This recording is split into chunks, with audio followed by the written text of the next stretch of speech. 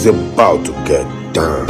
Seems like it was a dream that has somehow faded into memory and will never be the same again. For years, the gates of Neverland Ranch remained closed, but one part of the estate was more mysterious than any other. A sealed garage Jackson had personally designed, long off limits to even family.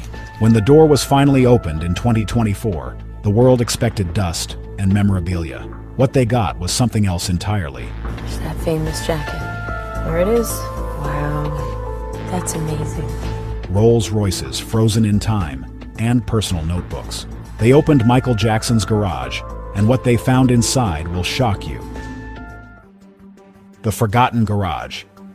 In the years following Michael Jackson's death in 2009, Neverland Ranch, once a vibrant wonderland pulsing with laughter, music, and life, slowly transformed. The carnival rides, which had twirled endlessly beneath the California sun, stood rusting and silent. The laughter of children, once a constant soundtrack, vanished. The menagerie of exotic animals that had roamed freely, captivating visitors and staff alike, were relocated or passed on, leaving only their empty enclosures behind.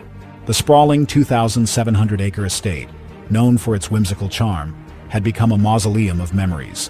The shimmering lake no longer reflected the glow of festive lights. The sprawling gardens grew wild, tangled in weeds and neglect. The echo of "Heal the World" faded into a distant, haunting whisper. Yet, within this vast kingdom of ghosts, one place stood resolutely untouched, sealed off, cloaked in silence, and hidden from the public eye or prying hands. Behind the grandiose mansion, concealed almost as an afterthought, was a reinforced structure, a fortress in its own right. Unlike the airy halls and glass windows of the main house, this place had no light, but what the narrow slit of a chained, rusted door allowed. For over a decade, this door remained a boundary between the outside world and the intimate sanctuary inside. While estate sales liquidated prized memorabilia, legal battles played out, and family members sifted through belongings, this garage remained intact. Rumors swirled among the inner circle. Some said the garage held Jackson's most personal treasures, gifts from his children, rare vehicles customized beyond belief, and artifacts reflecting his secret passions. Others whispered darker theories, unreleased music, personal journals, or even evidence related to the scandals that haunted him. For years, no one dared to breach this sanctum. Then came 2024. As part of a sweeping legal audit on all remaining properties tied to Jackson's estate, driven by renewed financial scrutiny and shifting ownership interests, the order was given. Open everything. They opened Michael Jackson's garage, and what they found inside will shock you. The man behind the garage. Michael Jackson was unlike any other superstar, a global icon whose life was lived largely in the spotlight, yet fiercely guarded behind layers of privacy. While millions saw the dazzling performances, the music videos, and the public persona, few glimpsed the private world he carefully crafted away from the cameras. The garage at Neverland Ranch, sealed for years and untouched, stands as a testament to this hidden side of Michael. It was more than just a place to store cars. It was a sanctuary, a physical manifestation of his need to protect what he held dear. Each vehicle, each personal item was chosen, preserved, and shielded, reflecting the man's meticulous nature and profound desire for control in a life marked by relentless public scrutiny. Those who knew Michael describe him as a perfectionist, someone who sought refuge in the small details and routines that gave him a sense of peace. His artistry was defined not only by his boundless creativity, but also by this precision, the way he curated every element of his world to tell his story on his own terms. Members of Michael's inner circle have often spoken of his profound attachment to the garage, describing it as more than just a storage space. For Michael, it was a private sanctuary where he could escape the demands of fame and reconnect with the things that brought him comfort and inspiration. Behind the scenes, Michael struggled with the weight of fame and the pressures that came with it. The garage's long-closed door symbolizes more than just physical security.